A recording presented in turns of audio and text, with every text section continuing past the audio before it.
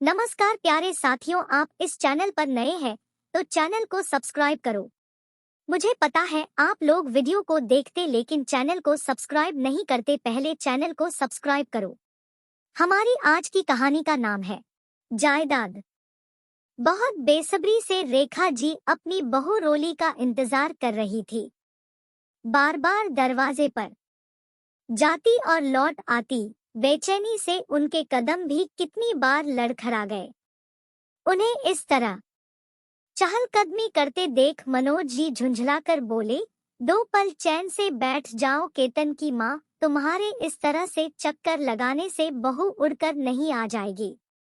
केतन का फोन आया था कि सामान बहुत ज्यादा है, इसलिए रिक्शा से नहीं टैक्सी से आ रहे हैं। टैक्सी से आ रहे, रिक्शा से नहीं, इसीलिए तो और चिंता हो रही क्योंकि अब तक उन्हें आ जाना चाहिए था। अपनी असली खुशी को छुपाते हुए रेखा जी यह दिखाने की कोशिश कर रही थी कि उन्हें बहू का इंतजार है, लेकिन असलियत में वे बहू का नहीं बल्कि उसके साथ आ रहे सामान का इंतजार कर रही थी। मालकिन, बहुरानी और बिटवा आ गए। घर के नौकर शामू ने आकर खबर दी।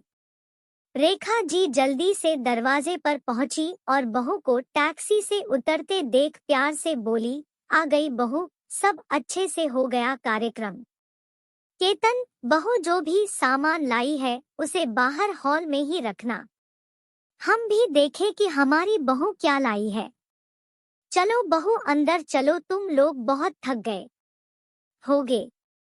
रोली ने रेखा जी के पैर छुए और हॉल में बैठे ससुर जी के पैर झछूकर अपने कमरे में पहुंची कि उसे रेखा जी के चिल्लाने की आवाज आई, यह क्या कबाड़ उठा लाई बहुरानी? पुराना संदूक, बिस्तरबंद, रेडियो और इस अटैची में क्या है? इस कबाड़ को लाने के लिए इतने ज्यादा पैसे खर्चा कर दिया।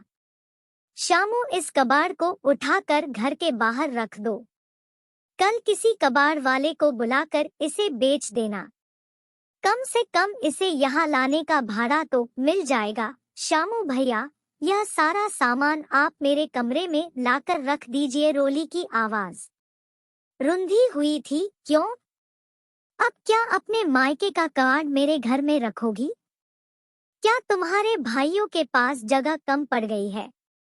खुद पूरी जायदाद पर कुंडली मार कर बैठ गए और अपनी बहन को यह कबाड़ पकड़ाकर विदा कर दिया। रेखा जी तत्खी से बोली, मम्मी जी, यह कबाड़ नहीं, मेरे मायके की यादें हैं और यादों की कोई कीमत नहीं लगा सकता। और जहाँ तक मेरे भाइयों का जायदाद लेने का प्रश्न है तो मम्मी जी, आपने ही एक बार बुआ जी से कहा था कि बहन बेटियों को विदा करने के बाद उनका मायके की जायदाद पर हक नहीं रहता। रोली की बात सुनकर रेखा जी आज खुद ही शर्मसार हो गई और मनोज जी की आंखें भीग गई। उन्होंने रोली के सिर पर हाथ रखा और शामू से सब सामान रोली के कमरे में रखने को कह दिया। आपने सुना कि बहू की जुबान कितनी लंबी हो गई है? रेखा जी अपनी शर्मिंदगी पर पर्दा डालते हुए बोली, बहू की जुबान नहीं, तुम्हारा लालच बहुत लंबा हो गया है। क्या गलत कहा बहू ने?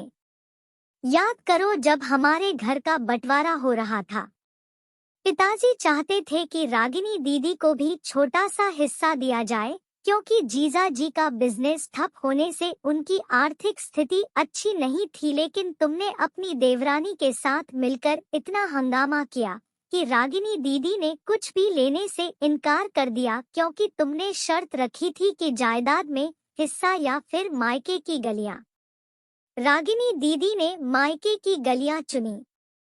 आज मेरी रोली बहू ने भी वही किया, उसने जायदाद नहीं मायके की गलियां चुनी और माँ पापा की यादों को सहेजने के लिए उनके पुराने सामान को ले आई जिनकी कीमत सिर्फ एक बेटी ही लगा सकती है। मुझे अपनी बहू पर गर्व है। मनोज जी की बातों को सुनकर रेखा जी चुप हो गई और कहती भी क्या। उन्होंने ननद रागिनी और बहू रोली को अपनी जहरीली बातों से शर्मसार करने का एक भी मौका नहीं छोड़ा, लेकिन आज मनोज जी ने उनकी करनी उनके सामने रख उन्हें ही शर्मसार कर दिया। बेटी बहन अपने मायके से सिर्फ यही चाहत रखती है कि उनके मायके में सभी सुखी और समृद्ध रहे और उन्हें मायके में एक छोटी सी जगह मान सम्मान के साथ मिले ताकि उनका मायका न छूटे। मैं आशा करती हूँ कि दोस्तों यह वीडियो आपको जरूर पसंद आया है। वीडियो को लाइक करें, शेयर करें और चैनल को सब्सक्राइब करें और बेल आइकन को दबाना ना भूले दोस्तों।